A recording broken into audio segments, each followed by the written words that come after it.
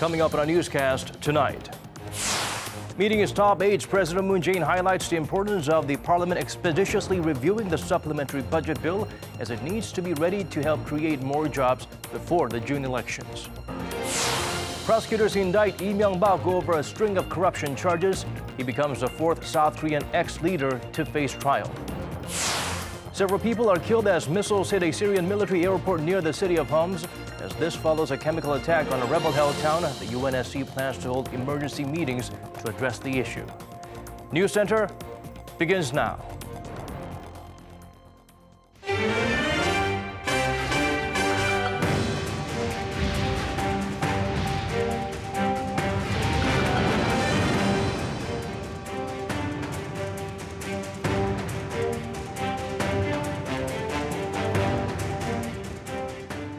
It's 8 p.m. on a Monday here in Korea, coming to you live from our studio in Seoul. This is Arirang News Center. Welcome, I'm Daniel Choi.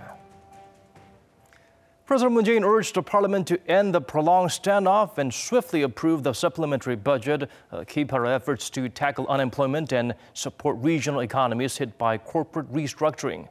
Moon Gun-young starts us off with the Liberal leaders meeting with top aides.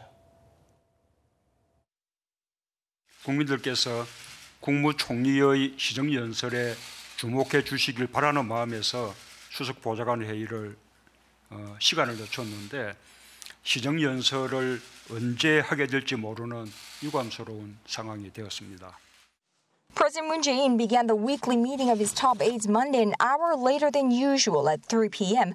with what's become a one-too familiar message from the president to the parliament, a plea for bipartisan support. The president did not hide his disappointment over the political parties' failure to narrow their differences, triggering cancellation of a floor session that was scheduled for earlier this afternoon, during which Prime Minister Lee Nak-yeon was expected to deliver a speech on the administration's proposal for a $3.7 billion worth supplementary budget. It's the second extra budget to be drawn up by the Moon administration since Mr. Moon took office last year and comes with a vow to create jobs and increase wages. While the supplementary budget will come from surplus tax revenues and will not require issuing new government bonds, its effect in tackling the stubbornly high youth unemployment, which the government sees as a development crisis, and supporting regional economies hit by corporate restructuring will be very significant, the president explained. The South Korean leader pointed out the importance of taking the emergency spending measure in a timely manner, stressing the need for the parties to end the standoff and normalize the parliamentary session. 4월 임시국회에서 추경 예산안이 의결돼서 정부가 신속하게 집행할 수 있도록 국회의 대승적인 결단을 부탁을 드립니다. Moon Gun-young, Arirang News, The Blue House. The nation's top office announced the launch of a special committee formed to examine the administration's tax and budget policies. The 30-member team is expected to draw up plans to help reform the nation's tax and budget systems while actively gathering public opinion on the matter. Measures that are considered viable will be included in the proposals for a revised tax law and next year's budget before being submitted to the National Assembly in September. Meanwhile, rival parties are at an impasse over how to amend the Constitution as well as possible changes to the Broadcast Act if necessary to ensure neutrality on the public airwaves. Naturally, the government's proposal for extra spending is waiting in line. Kim Min-ji has the latest from the National Assembly.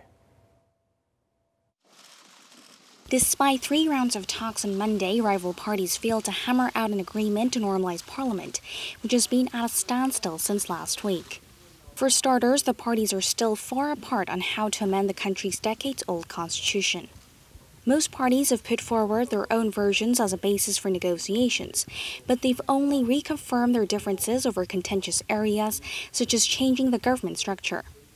Opposition parties want to reduce the president's powers and give more authority to a prime minister picked or recommended by Parliament. But the ruling party, which prefers a 4-year presidency with the possibility of a second consecutive term, argues that this could lead to a paralysis in state affairs if the president and prime minister are unable to get along. Another disputed area is revising the Broadcast Act. The opposition are calling for public broadcasters to have a 13-member board, 7 members recommended by the ruling party and 6 by the opposition bloc. And to elect a company chief, 2/3 of the board's approval would be needed. The opposition parties want the bill to be passed swiftly to strengthen broadcast neutrality, but the ruling party has called for further discussions on the matter. And the standoff is holding back other agendas. A full parliament session scheduled for Monday was called off, in which Prime Minister Lee Nak-yeon was set to give a policy speech on the government's proposed extra budget bill worth about $3.7 billion. The current situation also puts in doubt whether the parliamentary interpellation session, scheduled to begin on Tuesday, will go ahead as planned. Rival parties have already wasted a week with no work done despite a stack of agendas to go through in April.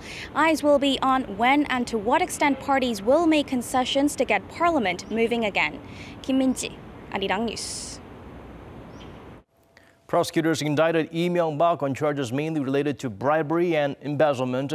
The former conservative leader will be the fourth Korean ex-president to be put on trial for corruption. Park Ji-won tells us more.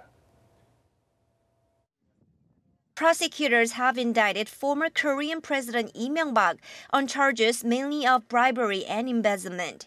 The Seoul Central District Prosecutor's Office says the 76-year-old was indicted Monday on 16 charges, including accepting bribes worth over $10 million, tax evasion, and wrongful exercise of authority. The largest portion of the alleged bribes came from Samsung Electronics, which is said to have paid over $5.8 million in U.S. litigation fees on behalf of an auto parts company called DAS, whose actual owner prosecutors say is Lee Myung-bak. The ex-president is also accused of receiving over $600,000 from the nation's intelligence agency from April 2008 to September 2011, which was during his term in office. He is also accused of embezzling over $32 million through the DAS Auto Parts Company over a period of 16 years from 1991 to 2007. And he is accused of leaking over 3,000 confidential state documents. More charges could be brought as prosecutors continue to investigate. The prosecution is seeking to freeze assets of Lee's linked to the bribery case, and they plan to indict his wife, son, and other members of his family allegedly involved in the case once they have enough evidence. The former president has so far flatly denied most of the charges. Lee Myung-bak served 5 years as president until February 2013 and will be South Korea's fourth former leader to be put on trial for corruption following Chun Doo-hwan, Roh Tae-woo, and Park Geun-hye. Park Ji-won, Arirang News.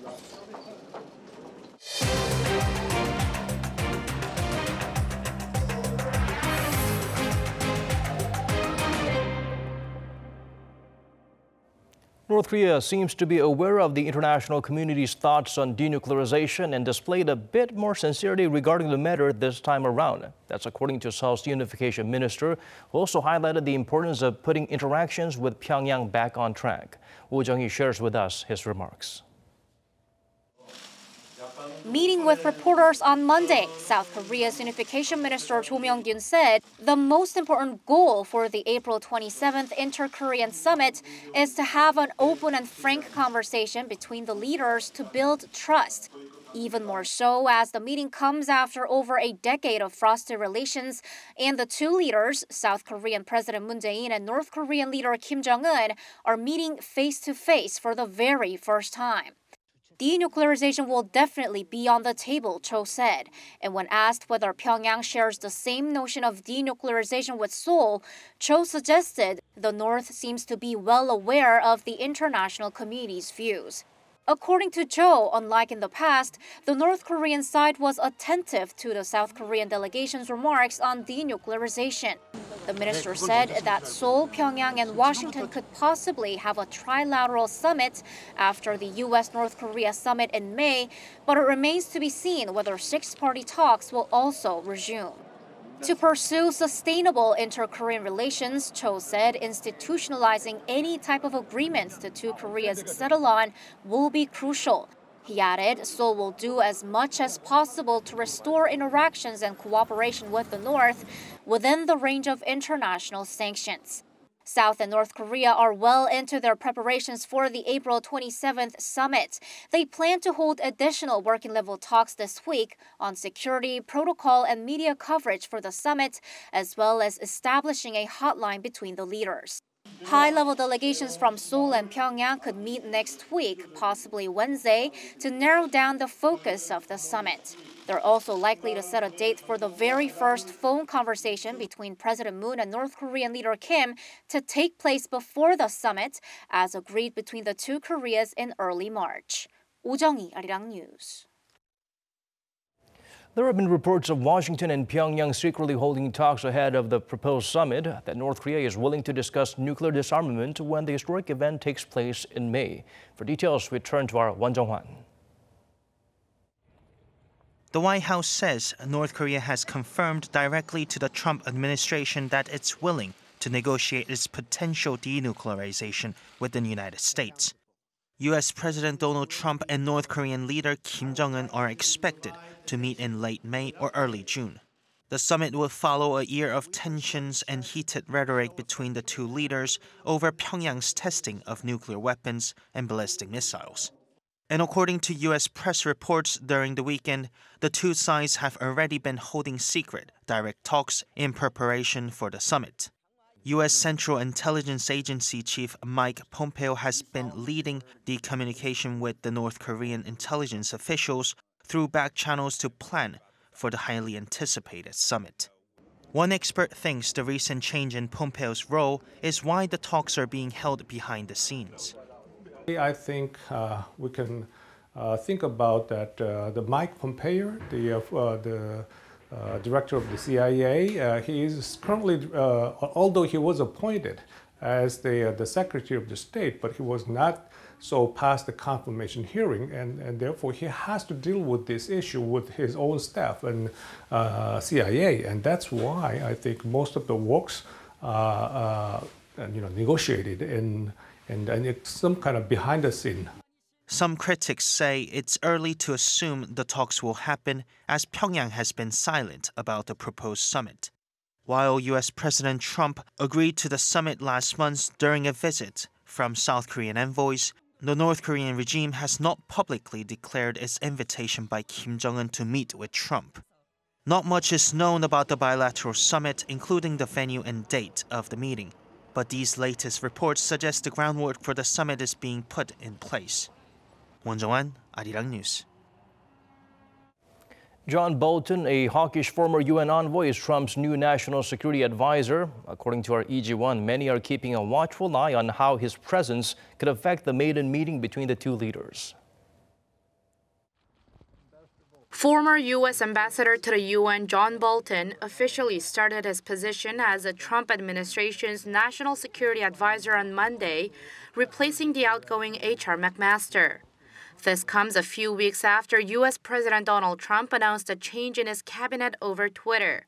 Trump also dismissed Secretary of State Rex Tillerson the week before and lined up Central Intelligence Agency Director Mike Pompeo to replace him.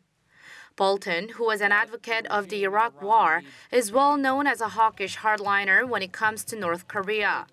He had been expressing skepticism over talks with the regime, even backing up a preemptive strike on the North with a legal defense. And the shift in Trump's personnel comes at a significant time, as North Korea and the U.S. are slated to have their first-ever summit in May. Preparatory talks are underway, but there are concerns that Trump's new team of hardliners will take a very tough line on negotiations with the North. But some experts say it is ultimately President Trump who will be making the final decisions. Yes, Mr. Bolton will have his point of view and he will have input on any decisions that are made, but ultimately nothing's changed as far as the U.S. perspective on this and the U.S. approach to this particular problem. At the end of the day, it is Donald Trump that's going to be making that call. And it was also President Trump that agreed to the talks. So I think we should give Mr. Bolton a chance here and see how this plays out. Bolton has recently been taking a more balanced approach to back the U.S. president's move to sit down with North Korean leader Kim Jong-un, and the expert added that Bolton will, for the moment, fully commit himself to making the May meeting happen. 이지원, Arirang News. North Korea's foreign minister is in Moscow for a 3-day stay. On Tuesday, Ri Yong-ho will meet his Russian counterpart Sergei Lavrov to discuss a range of bilateral and international topics, focusing mainly on issues on the peninsula. Moscow expressed support for Pyongyang's efforts to improve relations with South Korea and talk directly with the U.S. Ri's trip follows his visit to Azerbaijan last week for a multilateral summit and to Beijing for talks with China's top diplomat Wang Yi. Many analysts believe North Korea is aiming to win international support ahead of its back-to-back summits with Seoul and Washington. Economic cooperation, not a topic for this inter-Korean summit, but likely the next step in improving relations. Park Hee-jun turned to some experts for their views on what Seoul must consider if talks on such topics do take place. The main agenda for the Inter-Korean Summit is denuclearization and establishing a lasting peace on the Korean Peninsula. But when those matters are settled, the next step is the economy. Experts on North Korea say that discussions on renewing economic cooperation between the two Koreas are necessary as it's a key factor in inter-Korean relations. While the tough set of international sanctions on North Korea remains in place, economic exchanges are limited to humanitarian aid, cultural exchanges, and healthcare. But even for those businesses to go ahead successfully, experts are emphasizing the need to reduce the role of the government. The reopening of inter-Korean relations calls for a new form of South-North economic cooperation, which can be achieved through downsizing the central government's role and strengthening the roles of private enterprises and local authorities. It will lead to sustainable and healthy economic ties that don't waver according to status of bilateral relations. South Korea will also have to prepare for a market change in North Korea. Relieving the nuclear tensions means that North Korea is on the path of becoming a normal nation with reduced investment risks. Even though South Korea wants exclusiveness, it will have to compete with other countries for North Korean resources, mainly underground resources. Many players will be eyeing the market, and the North will have more bargaining power. Experts say that the 3 months after the Inter-Korean Summit will be critical in building economic ties. Along with continued talks, establishing a joint organization will gradually lead to the two nations' economic reunification. Park Hee-jun, Arirang News. Over in Syria, missiles struck a military airbase controlled by the Assad government. This follows a chemical attack in the country over the weekend, which drew a strong reaction from Washington. Lee Jung-yeon has the full story. Syria's state media reported on Monday morning that loud explosions were heard at the T4 airbase in the city of Homs. It said several people were dead or wounded and that 8 missiles were shot down. According to the Russian Defense Ministry, the Israeli aircraft carried out the attack, shifting focus from the U.S., who denied its involvement. As of yet, there has been no comment from Israel. This comes not long after U.S. President Donald Trump condemned an alleged chemical attack in the rebel-held territory of Douma. In a series of tweets on Sunday, President Trump labeled Assad an animal, adding there would be a big price to pay for resorting to outlawed weapons of mass destruction. According to the White House, Trump had a phone call with French President Emmanuel Macron on Sunday, and the two leaders agreed to coordinate a strong joint response to the alleged chemical attacks. About a year ago, he ordered dozens of cruise missiles to be fired at a Syrian airbase after declaring the Syrian president had used a banned gas on civilians. In regards to the latest incident, a senior White House official said President Trump wouldn't take anything off the table when asked if another U.S. missile strike was possible. Aid groups claim at least 48 people were killed Saturday in the town of Douma by what they described as poison gas. Douma is the last rebel bastion in the eastern Ghouta region, which has mostly been overtaken by Syrian forces. Trump's hardline stance against Assad is nothing new, but what may be a surprise to many is his rare personal criticism of Russian President Vladimir Putin for supporting the Damascus government. Both the Syrian and Russian governments have denied launching any chemical attack, calling the reports fake. Iran, another ally of Damascus, also defended the Syrian regime. Russia's foreign ministry said the reports had been fabricated to create a pretext for a possible military intervention in Syria. Moscow's defense of Damascus comes amid widespread accusations from the West that the Kremlin was behind a nerve agent attack in England. Meanwhile, the UN Security Council will meet twice on Monday to debate the suspected attack after 9 of its 15 members called for an emergency meeting. Lee Jung-yeon, Arirang News. We move on to a different topic now. The debate continues on virtual currencies. The potential for it to accelerate technological innovation through peer-to-peer payment systems, however, is undeniable. To get a glimpse of the possible future of cryptocurrencies past a slew of challenges, our Kim Hye-sung sat down with the CEO and founder of Bitcoin.com. CEO of Bitcoin.com, Roger Ver, was one of the earliest investors in Bitcoin and related startups, even earning himself the nickname Bitcoin Jesus as a vocal advocate of the world's #1 digital currency. Thanks to the internet, anybody in the world could communicate with anyone else anywhere in the world. Now, thanks to the invention of Bitcoin and cryptocurrencies in general, now anyone anywhere in the world can transact financially with anyone else anywhere in the world, and they don't need permission from a bank or a company or a government to do so. So it's a really exciting time to be involved in this.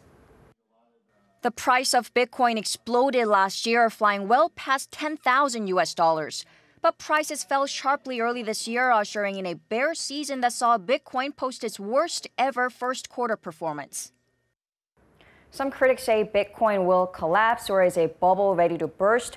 What's your take on that? I think it's just a temporary market correction. It's hard to be disappointed by the price here, considering it's up several times what it was last year at this time. So just because we're having a short-term correction, I don't think that's anything to be worried about in the long term.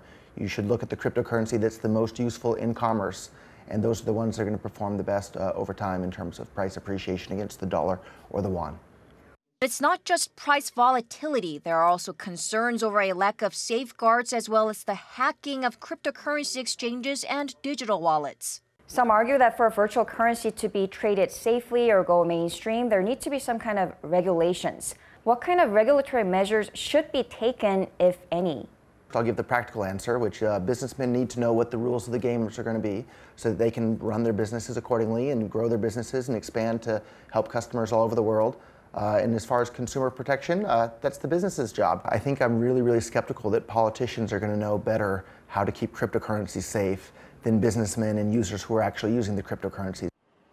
Cryptocurrencies are transacted peer-to-peer through a decentralized system backed by blockchain technology.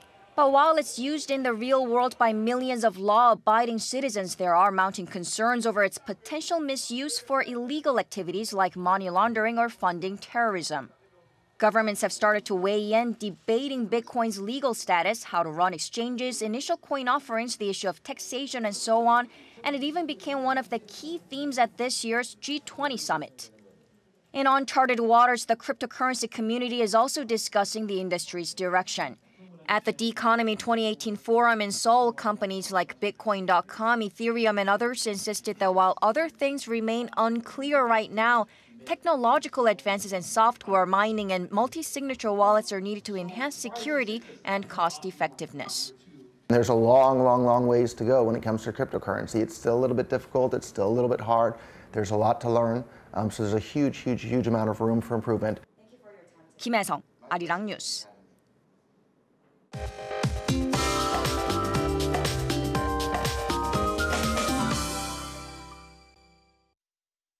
Time to turn to Michelle Bach at the Weather Center for the updates you need. Michelle, it was considerably warmer today, but I understand the mercury will continue to rise?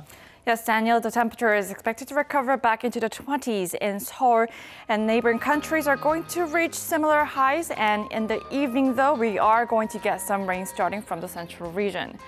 We'll get between about 5 and 20 millimeters, accompanied by thunder and lightning, and it'll clear up the next morning. Now, as for the fine dust, tomorrow it'll be normal levels, or beginning with a warmer morning at 10 degrees Celsius, Daegu and Gyeongju at 6 and 3 degrees. Into the afternoon, Seoul will reach up to 20 degrees, while Busan tops similar at 19 degrees. After tomorrow's rain, the weather will stay mostly clear, with daily highs warmer than the seasonal average. Now, the cold spell is at its end, but the mercury drops big without the sun, so have extra layers for you to stay healthy and warm.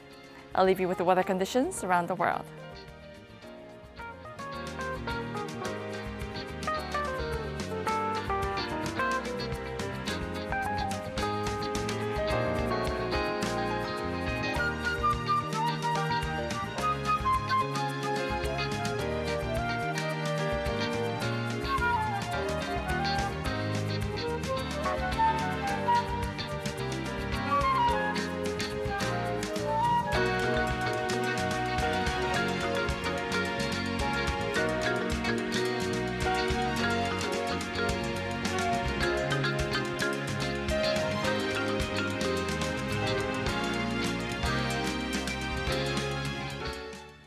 That's all we have for you on tonight's edition of Arirang News Center. Wherever you may be tuning in from, thank you for staying with us.